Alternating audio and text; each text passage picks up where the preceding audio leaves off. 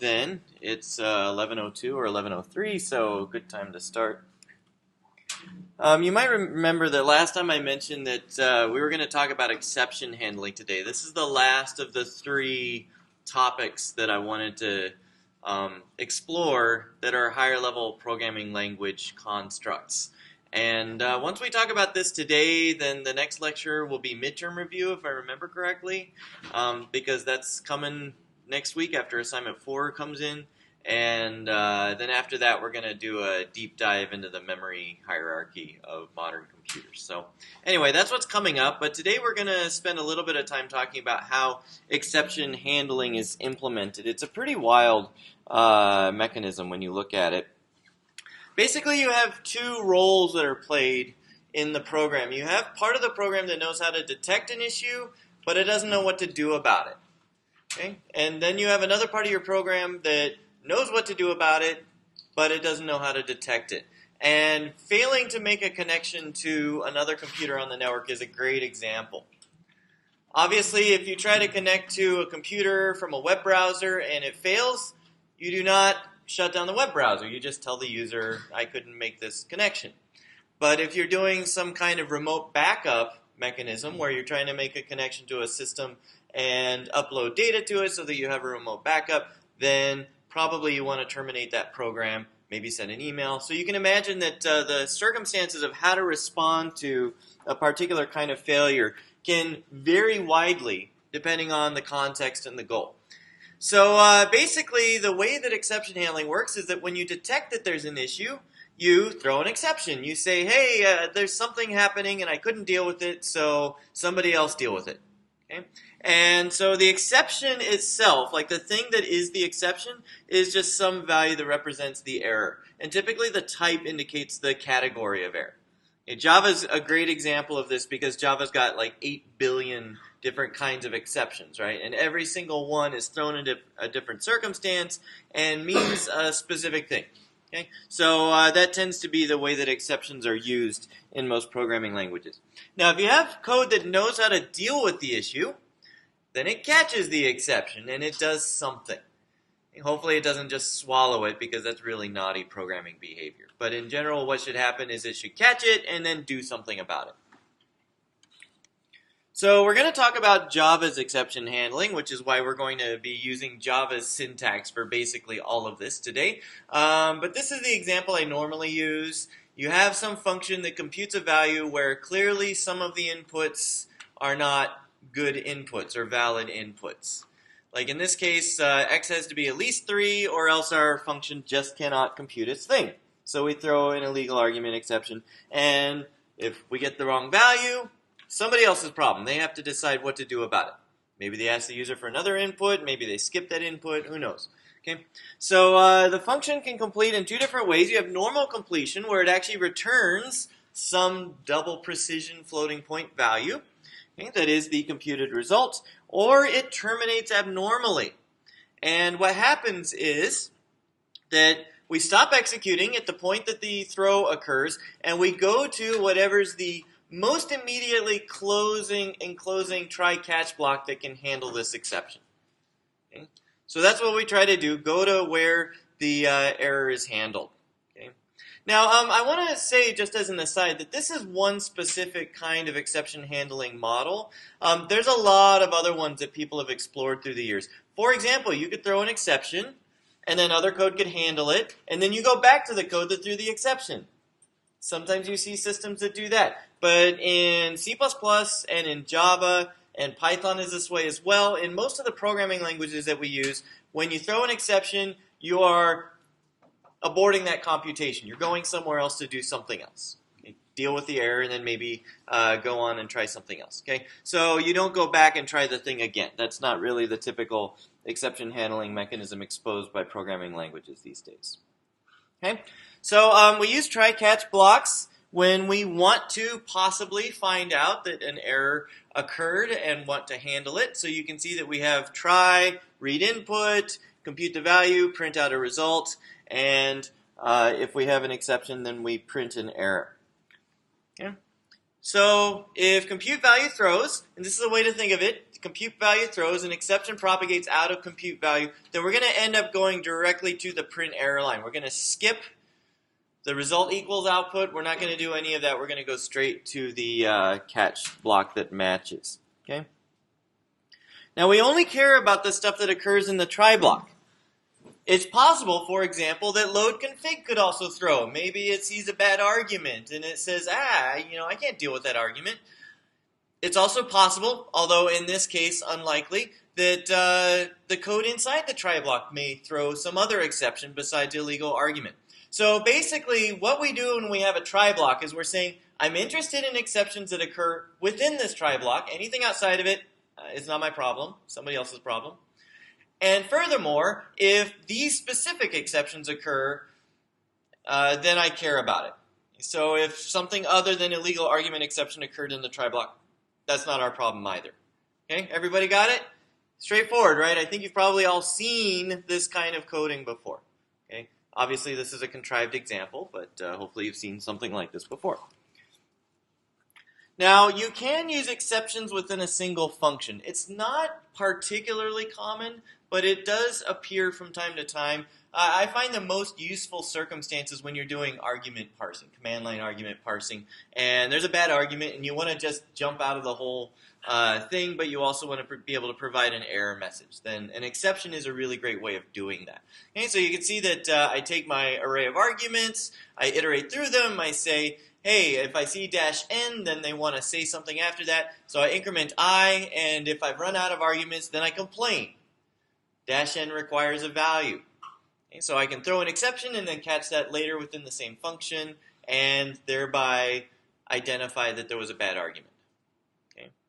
This is a really uncommon circumstance. It's about the only one that I've ever encountered where throwing and catching in the same function actually made sense. Maybe you've seen other similar ones, but it's kind of like a fancy pants go-to. That's how I think of it. Now, more typically, you see exceptions spanning a bunch of function calls. So it definitely does not have to be the immediate caller. It could be one that is several levels of invocation away. So in this case, you can see that we have some function that loads a page given a URL. And the first thing it tries to do is connect to the server specified in the URL, send the HTTP request, and get back a response, or more specifically a stream that will contain the response from the server. So load page calls send HTTP request, send HTTP request calls the socket constructor. And anybody in here who's been programming in Java for any amount of time and done some network programming knows that when you try to construct a socket and it can't connect to the server that you specify, it'll throw an exception. It'll stop. It'll say, hold on, buddy, I can't actually do anything because I can't connect to the server. Okay? So in this case, you can see that our send HTTP request doesn't actually try to catch anything. It just is like, well, if an exception occurs, let it roll through, basically. You know, we'll let it be handled in load page. Okay? So this is a very common kind of usage pattern for exceptions. Thrown in one place. In this case, we don't even see where it's thrown, but then it propagates through various function invocations and is caught and handled somewhere else. Okay, any questions? We're good? Okay, we're good. So this is challenging to implement. We have these situations where we can throw whatever we want, and the exception can either stay within a function or it can propagate across multiple invocations, so that's challenging. You also have this thing that the catch handler depends on exactly how we ended up at the code that threw, right? Because I could call a function from one place, and if the function throws, it should be handled where it was called from. And if it's called from another place, and then the function throws, then it needs to be handled in another place. So it's not something that I can figure out at compile time. This is not a static thing. It's got dynamic behavior. Depending on who calls the function, the catch block that is invoked on exception passing will be affected by that. So we say a thrown exception should be handled by the nearest dynamically enclosing try-catch block. Okay, so this is a bit challenging. Of course, if that wasn't annoying enough and hard enough to try to implement, we want this mechanism to be fast. Ideally, we incur no penalty if no exceptions are thrown. That seems like a good idea, right? No exceptions are thrown, no problem. You'll run as fast as you want. Okay? It's only when there's an exception that's thrown that you actually have to do something special. Okay? So that's the idea. This is why it's challenging to implement. Now, there are 2 points in our program that we actually care about. If you think about how do I implement exception handling, how do I implement exception propagation? One of them is really obvious.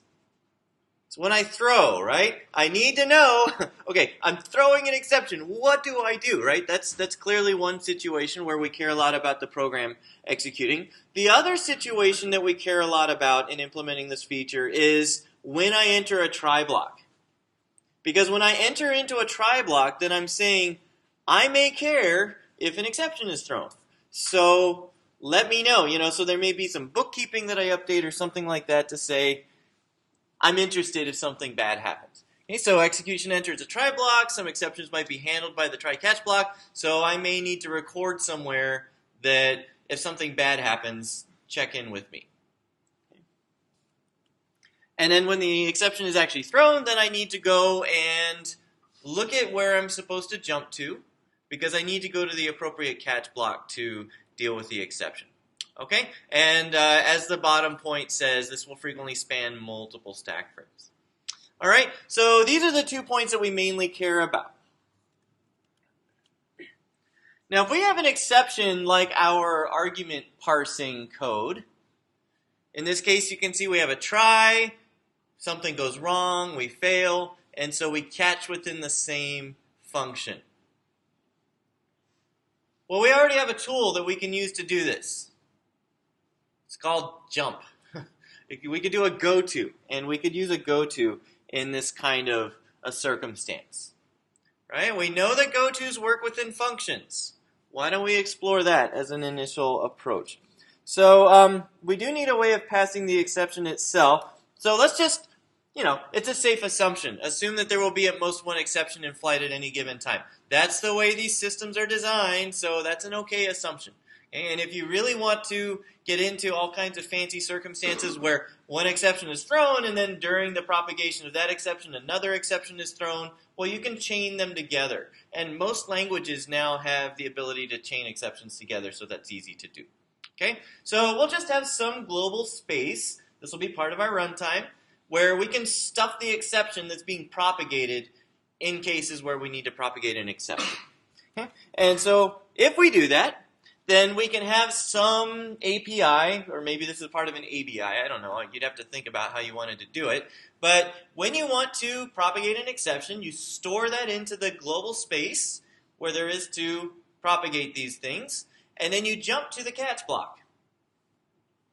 That was easy enough, and then the catch block pulls out the exception, does its thing, whatever it needs to do to respond to the exception, and then it just leaves the try-catch block. And you can see, of course, that if failed is false, and we don't throw an exception, we just do our normal thing, we just execute the code that's in the try block merrily without any concern, and after the end of the try block, we jump over the catch block because we don't care, and we end up at the end of the function. All right, does everybody see how we could translate this? It's basic, it's simple, but it'll handle the job. Where's all the complication? Well, the issue is when we need to span multiple function invocations. That's where it starts getting really awful, because goto does not work across multiple function invocations.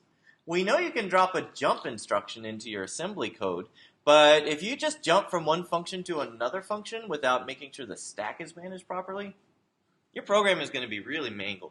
So here's a simple example. We have F, G, and H, and you'll have to suspend your disbelief in this case because you can see that we're doing a square root on x minus 5. And the main reason why we're sticking with ints here is because we haven't talked about the floating point registers on the processor, and we all understand the integer registers pretty well by now. So we'll just do that. So that's why we do this weird, integer square root thing at the end. So here's the thing. We need to record somehow where to jump. And we need to be able to do this in a way that spans the multiple function invocations that may be in the way. So you can see, for example, we enter a try block. We like to record this is where to go. And then you call your functions, things go along, and then you throw. Oh no. Well, then we need a way of getting back to that location that we recorded in the try block. And even be able to do this across multiple function invocations. So there's a couple of functions which are exciting and fun and scary, all wrapped up in one sweet little package. And they're called setjump and longjump. Setjump and longjump provide a non-local go-to facility. That's the way that they tend to be described in the C standard API. It's wild that these are actually a standard part of the API, because when you see how they work and what they do and how people use them, and furthermore, you start looking at how unreliable they can be in usage, then you start to wonder why anybody thinks they're a good idea. But they're fun, so we're going to talk about them, and they're definitely systemsy. You even get to implement these in assignment 4, so you get to see how they work. But you have setjump, and notice it takes this argument that's a jump buff. The jump buff is just an array. It's just a little chunk of memory. It doesn't even have to be very big. And what that does is it stores the current execution state into that jump buffer. Okay? What does it store? Well, callee save registers, because those are the things that setjump could mutate. It won't, but we'll talk about that. It'll store the stack pointer at the point that you're inside the function invocation and the return address. That's all stored into the environment. Setjump is specified to always return 0. Notice it returns an int, always returns 0. This is really important, because then you have longjump, and what longjump does is it takes that environment that was set up in setjump and it restores it. So any callee save registers that were in the environment are restored. The stack pointer is restored. So what happens to the stack when that happens? And the return address is restored. What does that cause to happen? So yeah, our RSP is restored from the environment. So if you imagine, you have other calls that have occurred, longjump will throw all that stuff away. It'll just reset the stack pointer to whatever it was in setjump. Okay? Yeah, and that point is really important, because when I say you restore the return address, the question is, well, how do you do that? Well, remember that you got into setjump through a call, so the return address is on the stack. Well, if if setjump records that somewhere, and longjump puts the return address where it was before, then when it rets, it'll go back to where setjump was called from. Okay? So then longjump returns, except this time it makes sure that the return value is non-zero. Okay? Whatever you pass in val will go back to the caller, unless you say 0 for val. If you pass 0 for val, then it'll make sure to return 1. Okay? So you can see that it just sets up EAX. EAX because we're talking ints, not longs. Hopefully everybody's down with that. Okay? But longjump basically will make sure that the return value is non-zero. Okay? So this is what's wild about this. You call setjump, and it returns, but then you call longjump, and it looks like setjump is returning again. That's what's fun about it. The only way that you can tell the two apart is that when you call setjump, it always returns 0. And when it appears to be returning from setjump again, but the answer is non-zero, then you know it's because of a longjump invocation. So you can see how this is a non-local go-to. It's wild stuff. It's magic. It's like a wormhole. Okay. Does it make sense? If it doesn't, don't worry. I'll show you pictures, show you an example. And if it still doesn't make sense, then after you've implemented it, it will make sense. So I think that you'll be able to figure it out relatively easily. Okay. This is one of the things. I don't know many people who get to implement setjump and longjump as part of a homework assignment. So I think that this is kind of a unique opportunity to understand something pretty sophisticated under the hood. So it's kind of cool. Okay, so we have this code. Remember, in F, we take an argument, we have a try-catch block, and then H throws. Here's how we might do this with setjump and longjump. We need a jump buffer so we can remember the try block. Okay. And then we need to have a long jump where we throw. If we construct it like this, then we can do exception handling.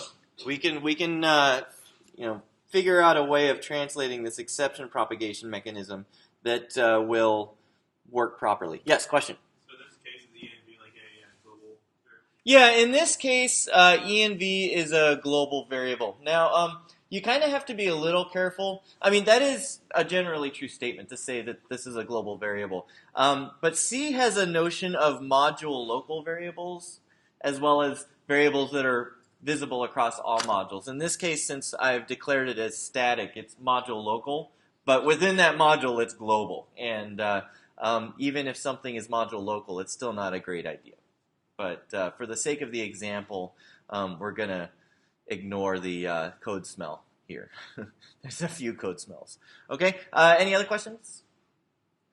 Alrighty.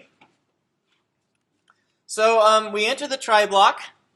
Setjump is called. What does setjump do? Well, it just saves the current execution state into the jump buffer. That's all it does. It returns 0. It does nothing else. So it just goes ahead and goes on. Okay.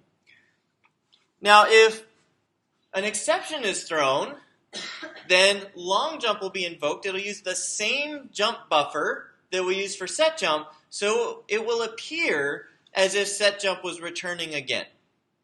Okay? And then we can use the return value that we see coming back from setjump to say, oh, this is the normal case. We're still in the try block. Or, oh, no, we got back here because somebody threw something and we need to look at it. All right? Does it make sense? Okay. Crazy, but it will work. Okay, so what happens with f of 5? Why would I ever give you an example that doesn't throw?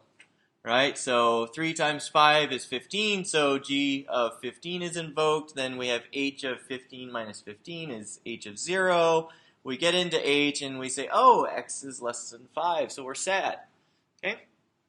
So you can see that this would be an example where an exception is propagated. Okay? Across another function invocation. So f of 5 calls setjump, and so that saves all of the details that we need, returns 0. And so then, setjump does its magic.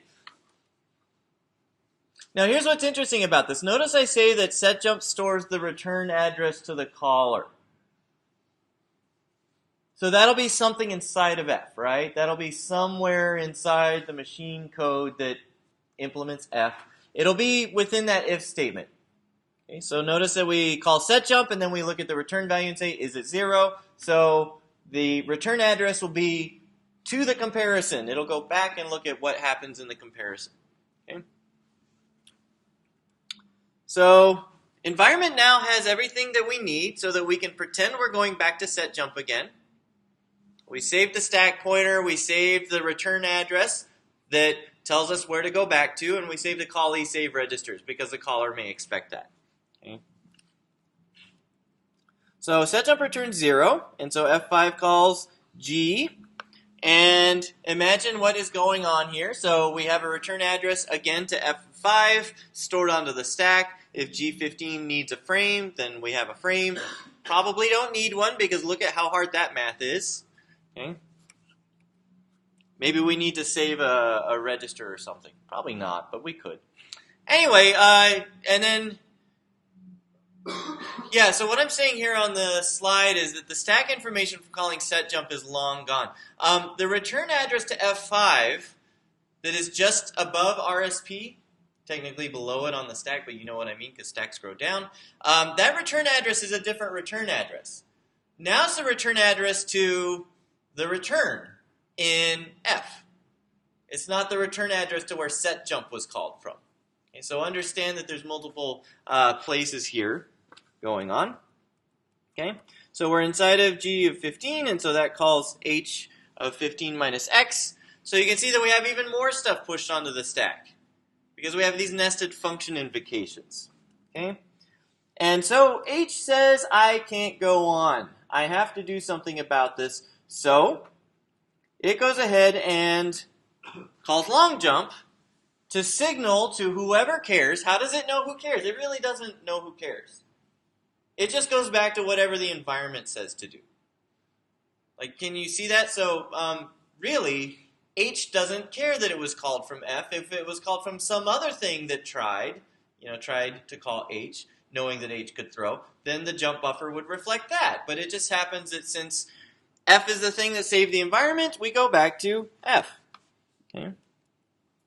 And so long jump restores the execution. Remember, it chops down the stack. It sets the stack pointer to what it was before. It sets up the return address so that when long jump returns, it ends up back where set jump was called.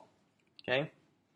And so F sees now a non-zero value. So it says, oh dear, something happened. Okay? Does it make sense? All right, crazy stuff, right? This is like magic. This is definitely not the way C was written to work. How fun is that? Okay, so let's see what I have here. So H calls long jump. Basically, notice where RSP is. We've got all these intervening stack frames, all two of them. They're not very large on 64-bit Intel processors. But we go ahead and restore RSP. So we're throwing away a bunch of things that were on the stack. We also restore that return address to be back to where setjump was called from. Okay? And so basically it looks like execution resumes in F back where setjump was invoked. So the fact that setjump returns a non-zero value is how we know it's actually from longjump. Okay, I know I'm belaboring this, but it's a complicated operation and you have to implement it, so I just want to make sure you're absolutely clear. Are there any questions? Yes? What if you call longjump but like didn't invoke in a function that had setjump? So can you elaborate on that example? So basically you try to call longjump on an uninitialized jump buffer? Yes, like if you wrote a function that tried to throw as exception using longjump, but you call that function with code that didn't have Yeah, so that is a terrible circumstance. If you try to long jump on an uninitialized jump buffer, you'd end up in La La Land. So you would probably get a fault because you would either end up trying to execute code that's not executable, or you try to dereference something that's not referenceable, and you just generally see a big bunch of sad. Ooh. Is something exciting about to happen? I don't know. But anyway, yeah, so we'll actually discuss that in more detail in a moment. Yes? When were setjump and longjump introduced in C? Oh, that's a really good question. When were setjump and longjump introduced in C? A long time ago. But I don't know specifically when. I would guess like the 70s. But yeah, I would have to look on the internets to find out for sure. But they've been around for a long time. Yeah. Any other questions? Yeah. Why doesn't setjump save the caller Why doesn't setjump save the caller save save registers? registers? Because the caller should save them if the caller wants them to be saved. But now you're starting to realize, wait a minute, how's the caller know that it's going to need those later? Because maybe it'll just restore them after setjump returns, and they won't be saved anymore. This is an example of the major issues that you run into with setjump and longjump. And if you read the man pages about setjump and longjump, it says, use these things in very limited circumstances. Don't be surprised if variable values change from what they were. Don't be surprised if other state changes are lost. They're tricksy functions, and so they need to be used with extreme caution. And so, for example, if you're used to languages that can, sort of capture the current computational state and restore it, like a continuation or a closure or something like that, you might say, well, why don't they behave like this? Well, because C doesn't have that infrastructure. And so you have to use setjump and longjump with extreme care. Typically, you have to use it like this. Like, it's even frowned upon to say int result equals setjump if result do stuff, or switch result do stuff. Even that is like strongly discouraged. You're supposed to say if setjump or switch setjump and use the result immediately, because you really can't trust what's going to happen to other registers. So really the only ones that you're definitely required to save are the callee save registers. Everything else is like anybody's guess. That's kind of unfortunately the way that it is. All right? Great question. Any other questions quickly before we go on? All righty. Yeah, we're implementing like the bare bones version of setjump and longjump in assignment 4 because you can see how crazy it can get. Okay, so F handles the error appropriately. So how do these work? These have to be implemented in assembly code. You cannot implement these in C unless you are a very, very naughty person. Okay, so basically there's no way in C to save and restore register state or stack state in the ways that these functions manipulate the stack and the registers.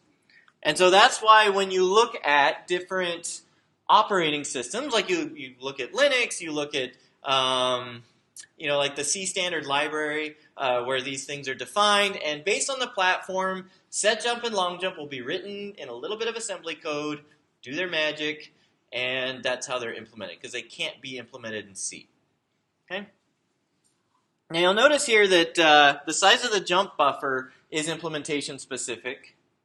But what you notice is when you look at it's not really right to call it a standard implementation, but you look at the implementation that comes along with Linux, it stores a lot of stuff. Same thing with OS X, it stores a lot of stuff when it runs. Okay?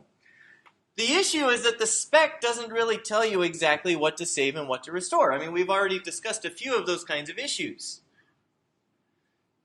And you have things like floating point registers, MMX and SIMD registers. This is just on Intel.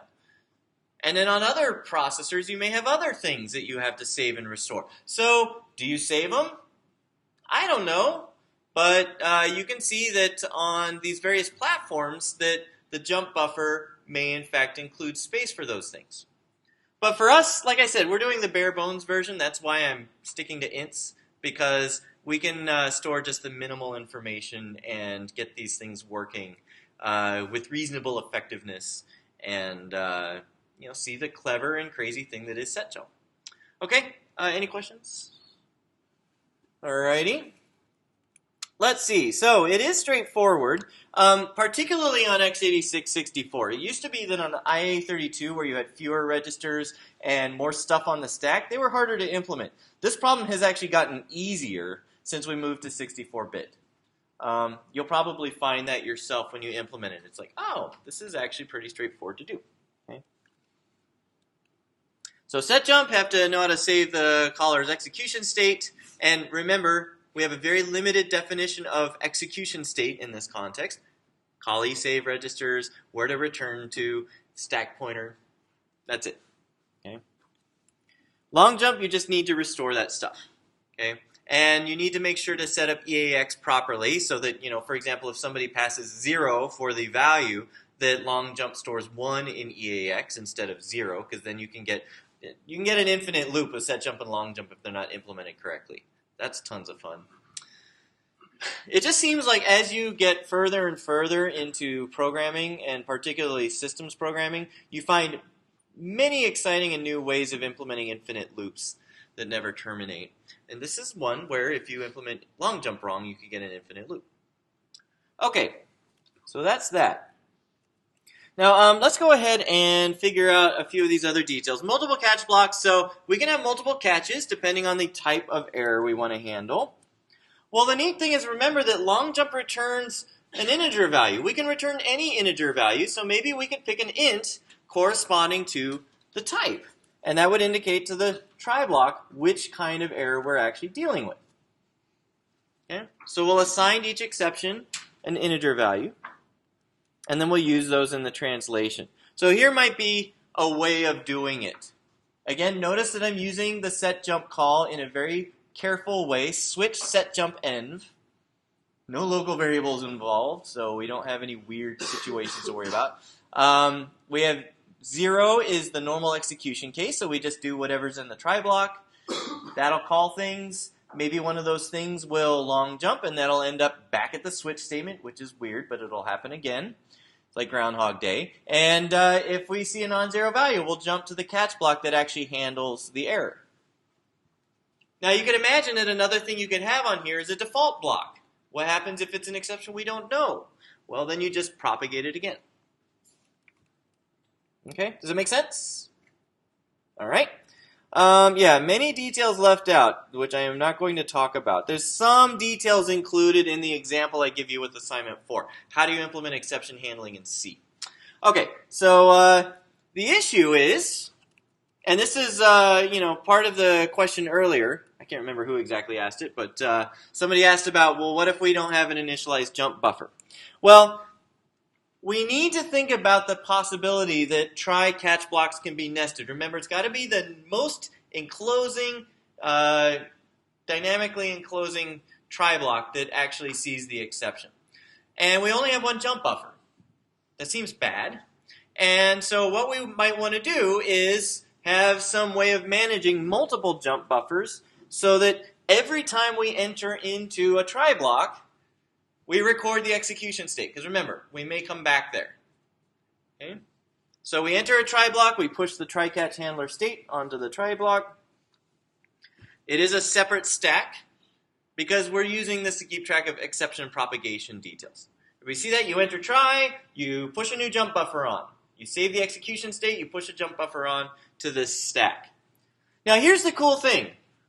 What happens if we have an exception that propagates all the way out? And so we've looked at all these jump buffers. Well, one of the things that the runtime can do is put a jump buffer on the very bottom of this stack. The very first thing is pushed onto the stack, which is an unhandled exception handler, just like C++ has. And in Java, it'll terminate the running thread or whatever. So, but you can install a jump buffer that says, if I get to this point, then nobody handled this exception, so I'm going to do something drastic and terminate the program. Okay? So there's a straightforward way of making sure that you never get into a circumstance where you try to handle something and you get an invalid jump buffer. The system sets it up so that even in that case, you shut down cleanly. Unless you're a multi-million-dollar spaceship that's about to explode. Okay.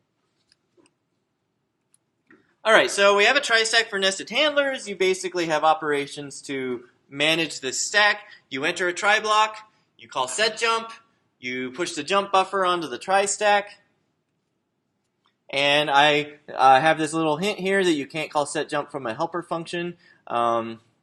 I'm not going to explain why, because it's actually kind of interesting and subtle, and we won't have time for it anyway.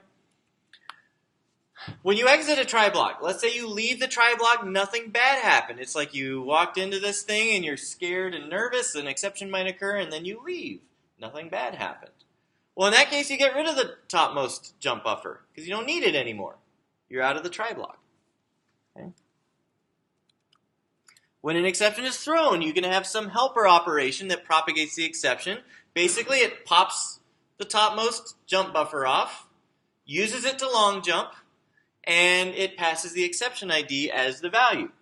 Okay? Please understand that this is not the correct signature for long jump, but slide space. If the exception isn't handled by a particular try-catch, remember we have switch. Case 0 is the try case, and then case with numbers, those are the exceptional cases, and then we can have a default case, and basically that can say, throw the exception again, propagate it to the next jump buffer. All right? Once you do that, you can implement exception handling. It's a horrible way of doing it, but you can do it. Okay? There's all kinds of horrible things that you are ignoring, like all those things you've mallocked in between that have now completely been lost, and open files that you haven't closed, and other things that you've left a trail of sadness in your wake. Okay? So none of that is done in this approach. But everybody see how you could do this? Cool. All right, we call this stack cutting. I already used the term. But stack cutting is the term applied to this way of doing exception handling, because when you have your nested invocations, you're like n functions deep, however many functions deep that is, you basically throw away everything on the stack in one shot. You restore the stack pointer to where you want it to be. All the intervening data is just like thrown out into the dumpster. Okay? So that's why it's called stack cutting. This is great because you can see that it's fast for propagating exceptions. You throw an exception, you immediately go to where it might be handled. That seems nice, right? That seems super fast. Except that we have some issues. If we have cleanup to do, we're really sad. That's no bueno, right? We already talked about that. We could do cleanup if we kept track of resources that we allocated along the way. But that is starting to get complicated. If you have garbage collection, well, presumably the garbage collector will eventually notice that those things are no longer reachable, because if you chop down the stack, those things are not roots anymore, right? And so if they're not reachable, then that means that they can now be reclaimed. So maybe a garbage collection system can help us with this. Okay. Now there's another approach that's used, and this is the one that's actually used. So like I say, it's used by the Java virtual machine. It's used by C++ when it does exception handling and so forth. And basically what we do is handle each stack frame individually. So every stack frame is cleaned up one by one. Okay? Seems slower for exception propagation, right? But it's way better for cleaning things up. Okay? And you might remember that in Java, if there's any like total Java junkies in here, there's things to clean up besides heap allocated memory in Java. Like monitors on objects. If I'm inside a synchronized block and I throw from inside the synchronized block, well, that lock's got to be released. And if it propagates through other functions that also have synchronized blocks, then those monitors have to be released. So there's stuff to clean up. Okay? So, good for resource management. These are the times we care about again. When we enter the try block, we care, because stuff might happen that we want to know about. And when an exception is actually thrown, then we care about that as well. So what the compiler does, notice that this is something happening at compile time. Our previous solution was only a runtime solution. You may have noticed that. But now we're actually going to have a compile time solution. We generate this thing called an exception table for every function. So every function has an exception table. And the form of that table is, here's a range of instruction pointers or program counter values that I care about. That's the try block extent. Here is an exception ID of some form. And here's the address of the handler for that kind of exception. That's what's in the exception table. So if we had something like load page, and notice it has a try block, and it has a couple of catches, we might generate an exception table like this. Okay, where did those addresses come from? Donnie made them up. Okay, just so everybody's clear. But anyway, this might be the exception table that's generated from load page. All right, so the idea. So when an exception is thrown inside of a function, basically we have a couple of really critical details. One is, what is the current program counter? What is the current instruction pointer? Because we need to use that to look in our exception table. Also, what is the type of the exception that was thrown? So basically, the throw exception mechanism looks through the current function's exception table. Does the IP fall within the range, and does the exception type match? If it does, then we dispatch to that exception handler. If we look through the entire exception table and we don't find any matching rows, what does that mean? It means that an exception was thrown in a part of the code that's not wrapped in a try block, or maybe it is wrapped in a try block, but it's not an exception we care about. So it's not our problem. It's somebody else's problem. Our function terminates. Okay? So we clean up the current stack frame. So you can imagine in this exception propagation mechanism, there may be another entry that says, if none of these things, here's what to clean up. Here's how to clean up. Okay? So here is some code. Again, yeesh, right? 3 functions. Again, using int, because that's all we know how to use in C and in assembly code. And let's say that we have an exception table for each one of these functions. Again, completely contrived values, but they should be illustrative. Okay. So we have an exception table. Now notice that H's exception table is really short, right? Yeah, well, H doesn't have any try blocks. G has a try block, and F has a try block, so each of those has an exception table. Okay. So we call f of minus 9. What happens? Well, we get g of minus 27, h of 8 minus 27, whatever that is. What is that, like 35 maybe? Did I just do math? And so we call h, and we throw a. Okay, so an exception a is thrown. Okay, so f minus 9 calls g minus 27, g minus 27 calls h of 35. This is what's so cool about this. How many jump buffers have we saved?